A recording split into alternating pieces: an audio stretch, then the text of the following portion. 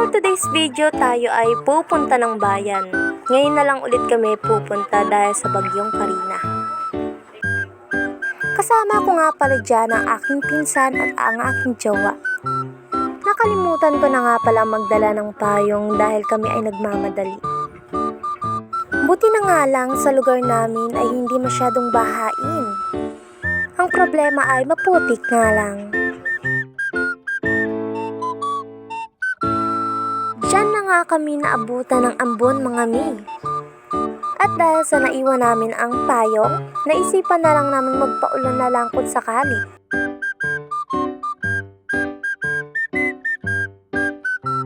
At dahil sa malapit na tayo sa bayan, dito pa lang makikita natin ay baha na kaagad. Wala pa sa tulay ay baha na kaagad ang makikita natin.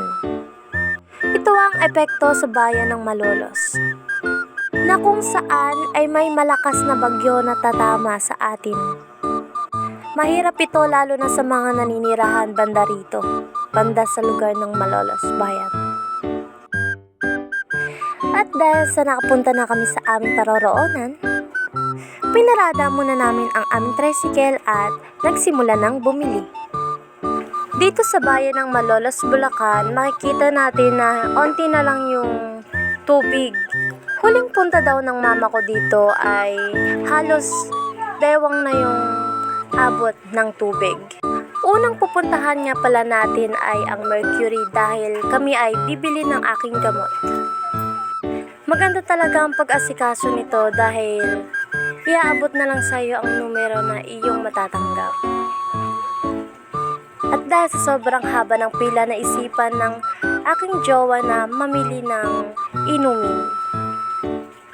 At dahil siya daw ay nauuhaw na, binigyan na rin pati yung pinsan ko dahil daw siya ay nauuhaw na rin. Dito nga pala ay linabas ko na ang reseta, ID, and booklet para sa aming pagbili ng aking gamot.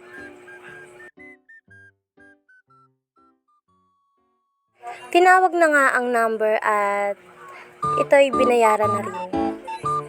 Hanggang sa tawagin ulit at binigay ang aming biniling gamot.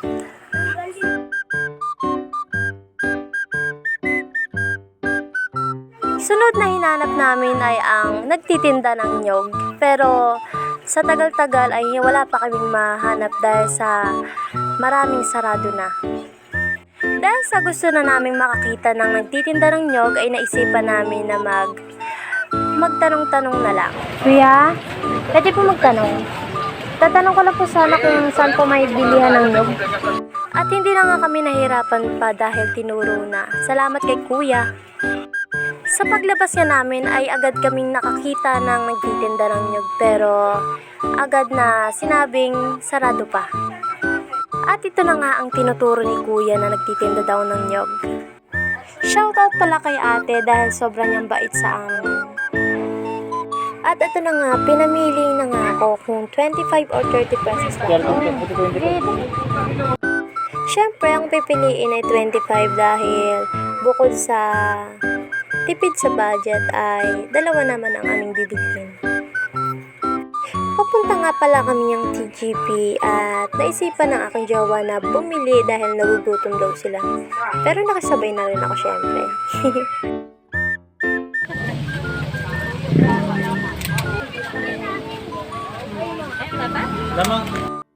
Nakabili na nga pala ako ng gamot para sa aking pinsan dahil inuubo at sinisinat.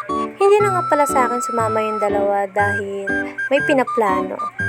At iyon ay hindi nila ako inaya ulit kumain.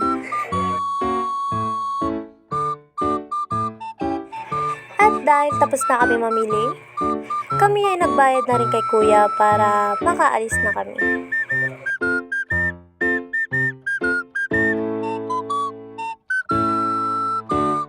And that's it for today. Thank you for watching. Please subscribe and like my YouTube channel. Thank you.